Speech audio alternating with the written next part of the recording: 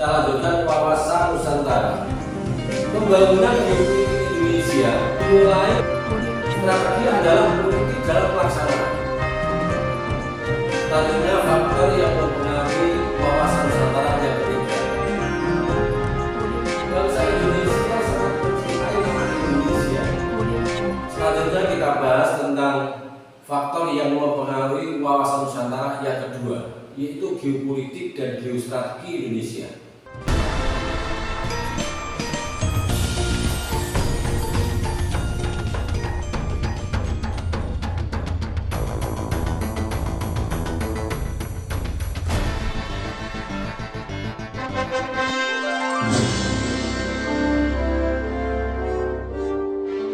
Selanjutnya kita bahas tentang faktor yang mempengaruhi wawasan Nusantara yang kedua, yaitu geopolitik dan geostrategi Indonesia. Yang pertama, geopolitik Indonesia. Geopolitik diartikan sebagai pertimbangan-pertimbangan dalam menentukan alternatif kebijakan dasar nasional yang memanfaatkan konstelasi geografis suatu negara untuk mewujudkan tujuan tertentu. Pemahaman tentang kekuatan dan kekuasaan yang dikembangkan Indonesia didasarkan pada pemahaman tentang paham perang dan damai, disesuaikan dengan kondisi dan konstelasi geografis Indonesia. Sedangkan pemahaman tentang negara Indonesia menganut paham negara kepulauan, yaitu paham yang dikembangkan dari azas archipelago.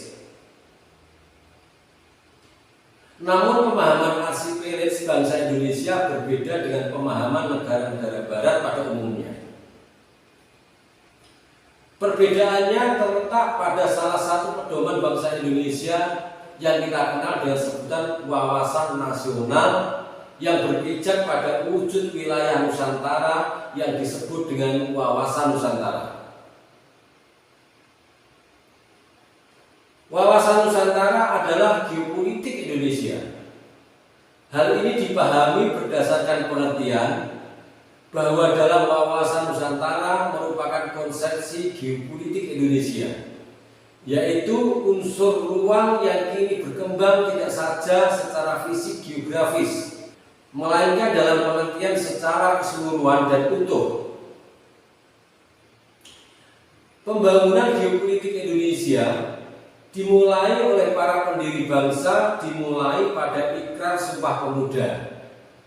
Satu nusa yang berarti keutuhan ruang Nusantara, satu bangsa yang merupakan landasan kebangsaan Indonesia, satu bahasa yang merupakan faktor pemersatu seluruh ruang Nusantara beserta isinya. Rasa kebangsaan merupakan perekat persatuan dan kesatuan, baik dalam makna spirit maupun moral, sehingga membantu meniadakan adanya perbedaan fisik yang disebabkan adanya perbedaan letak geografi. Unsur-unsur dalam wawasan Nusantara dalam mencapai kesatuan dan keserasian dapat ditinjau melalui satu kesatuan wilayah, satu kesatuan bangsa, satu kesatuan sosial, budaya, satu kesatuan ekonomi, dan satu kesatuan pertahanan dan keamanan. Konsepsi geopolitik khas Indonesia itu kemudian dirumuskan menjadi acuan dasar yang diberi nama wawasan Nusantara. Paham kekuasaan bangsa Indonesia yang berfalsafah dan berideologi Pancasila menganut paham tentang perang dan damai berdasarkan prinsip bahwa bangsa Indonesia cinta damai, akan tetapi lebih cinta kemerdekaan. Dengan demikian, wawasan nasional bangsa Indonesia tidak mengembangkan ajaran kekuasaan dan adu kekuatan. Karena hal itu mengandung persengketaan dan ekspansionisme yang bertentangan dengan sifat kepribadian bangsa yang berfalsafah Pancasila, yang dihadapkan pada kondisi dan konstelasi geografi Indonesia dengan segala aspek kehidupan nasionalnya. Sehubungan dengan konsep geopolitik yang menitik beratkan pada kekuatan, maka perlu juga diketahui beberapa konsep tentang kekuatan. Kekuatan sebagai satu wawasan dapat dibedakan menjadi 4 macam, yaitu yang pertama wawasan benua, yang kedua wawasan bahari, yang ketiga wawasan dirgantara, dan yang keempat wawasan kombinasi. Kemudian yang kedua, geostrategi Indonesia. Strategi adalah politik dalam pelaksanaan, yaitu upaya bagaimana mencapai tujuan dan sasaran yang ditetapkan sesuai dengan keinginan politik. Strategi pada hakikatnya merupakan suatu seni yang implementasinya didasari oleh intuisi, perasaan, dan hasil pengalaman. Strategi juga dapat merupakan ilmu yang langkah-langkahnya selalu berkaitan dengan data dan fakta yang ada. Sebagai contoh pertimbangan geostrategi untuk bangsa dan negara Indonesia adalah kenyataan posisi silang Indonesia dari berbagai aspek. Di samping aspek geografi, juga aspek demografi, ideologi, politik, ekonomi, sosial budaya, dan pertahanan keamanan.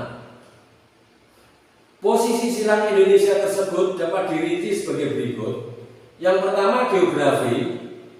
Wilayah Indonesia terletak di antara 2 benua dan 2 samudra. Yang kedua, demografi, yaitu penduduk Indonesia yang terletak di antara penduduk jarang di selatan, tepatnya di Australia, dan penduduk yang padat di utara, tepatnya di RRC dan Jepang. Kemudian yang ketiga, ideologi. Ideologi Indonesia adalah Pancasila, yang terletak di antara liberalisme di selatan, atau tepatnya di negara Australia dan Selandia Baru, dan komunis di utara, atau tepatnya di negara RRC, Vietnam, dan Korea Utara. Kemudian yang keempat, politik. Demokrasi Indonesia yang dinamakan demokrasi Pancasila terletak di antara demokrasi liberal di selatan dan demokrasi rakyat di utara. Kemudian yang kelima, ekonomi. Ekonomi Indonesia juga terletak di antara ekonomi kapitalis di selatan dan ekonomi sosialis di utara. Yang keenam, sosial. Masyarakat Indonesia terletak di antara masyarakat individualisme di selatan dan masyarakat sosialisme di utara. Yang ketujuh, budaya. Budaya Indonesia terletak di antara budaya barat di selatan dan budaya timur di utara. Yang kedelapan, pertahanan dan keamanan. Geopolitik dan geostrategi pertahanan keamanan Indonesia terletak di antara kekuatan maritim di selatan dan kekuatan kontinental di utara. Strategi merupakan konsep yang menjangkau masa depan, sehingga dalam penyusunan dilakukan secara bertahap dengan memperhitungkan faktor-faktor yang mempengaruhinya. Dengan demikian, geostrategi adalah perumusan strategi nasional dengan memperhitungkan kondisi dan konstelasi geografi sebagai faktor utamanya. Di samping itu, dalam perumusan strategi perlu memperhatikan kondisi sosial, budaya, sumber daya alam, lingkungan regional maupun internasional. Selanjutnya, faktor yang mempengaruhi wawasan Nusantara yang ketiga, yaitu perkembangan wilayah Indonesia dan dasar hukumnya. Kita mulai yang pertama sejak tanggal 17 Agustus 1945 sampai dengan 13 Desember 1957.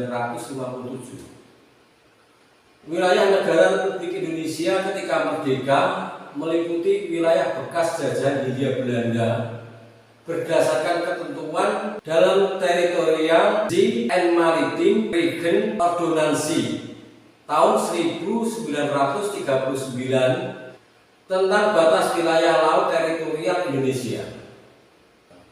Ordonansi tahun 1939 tersebut menetapkan batas wilayah laut teritorial Indonesia sejauh 3 mil dari garis pantai ketika surut dengan azas pulau demi pulau secara terpisah-pisah. Pada masa itu, wilayah negara Republik Indonesia bertumpu pada wilayah daratan pulau-pulau yang saling terpisah oleh perairan atau selat di antara pulau-pulau itu. Setiap pulau hanya ditambah perairan sejauh 12 mil di sekelilingnya, sehingga sebagian besar wilayah perairan dalam pulau-pulau merupakan perairan bebas. Kemudian yang kedua, dari Deklarasi Juanda 13 Desember 1957 sampai dengan 17 Februari 1969. Pada tanggal 13 Desember 1957 dikeluarkan Deklarasi Juanda yang dinyatakan sebagai pengganti Ordonansi tahun 1939 dengan tujuan sebagai berikut. Yang pertama, perwujudan bentuk wilayah negara kesatuan Republik Indonesia yang utuh dan bulat. Yang kedua, penentuan batas-batas wilayah negara kesatuan Republik Indonesia disesuaikan dengan azas negara kepulauan atau Archipelagic State Principle. Kemudian yang ketiga, pengaturan lalu lintas pelayaran yang lebih menjamin keselamatan dan keamanan negara kesatuan Republik Indonesia. Berdasarkan asas kepulauan, maka wilayah Indonesia adalah satu kesatuan kepulauan Nusantara, termasuk perairannya yang utuh dan bulat. Di samping itu berlaku pula ketentuan point to point theory untuk mendapatkan garis wilayah antara titik-titik terluar dari pulau-pulau terluar.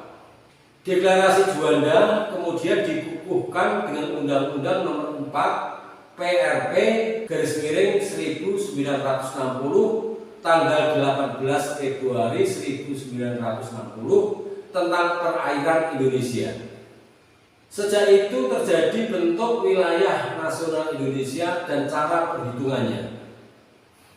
Untuk mengatur lalu lintas perairan, maka dikeluarkanlah Peraturan Pemerintah Nomor 8 Tahun 1962 tentang lalu lintas di perairan pedalaman Indonesia, yang meliputi yang pertama, semua pelayaran dari laut bebas ke suatu pelabuhan Indonesia. Yang kedua, semua pelayaran dari pelabuhan Indonesia ke laut bebas. Dan yang ketiga, semua pelayaran dari dan ke laut bebas dengan melintas perairan Indonesia.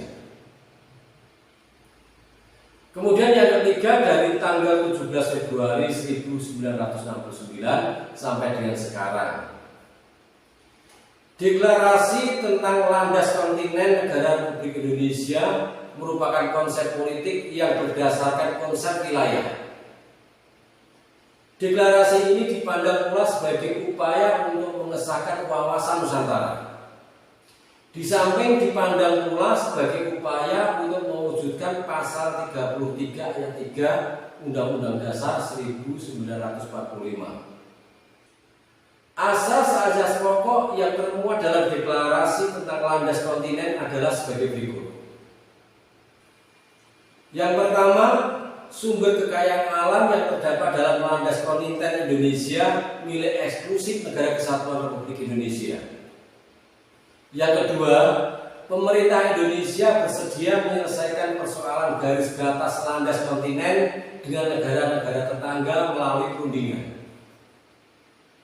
Yang ketiga, jika tidak ada garis batas, maka landas kontinen adalah suatu garis yang ditarik di tengah-tengah antara pulau terluar Indonesia dengan wilayah terluar negara tetangga. Dan yang keempat, klaim tersebut tidak mempengaruhi sifat serta status dari perairan di atas landas kontinen Indonesia maupun udara di atasnya. Demi kepastian hukum dan untuk mendukung kebijaksanaan pemerintah, Asas-asas pokok tersebut dituangkan dalam Undang-Undang Nomor 1 Tahun 1973 tentang Landas Kontinen Indonesia. Kemudian yang keempat, zona ekonomi eksklusif. Pengumuman pemerintah tentang zona ekonomi eksklusif terjadi pada tanggal 21 Maret 1980.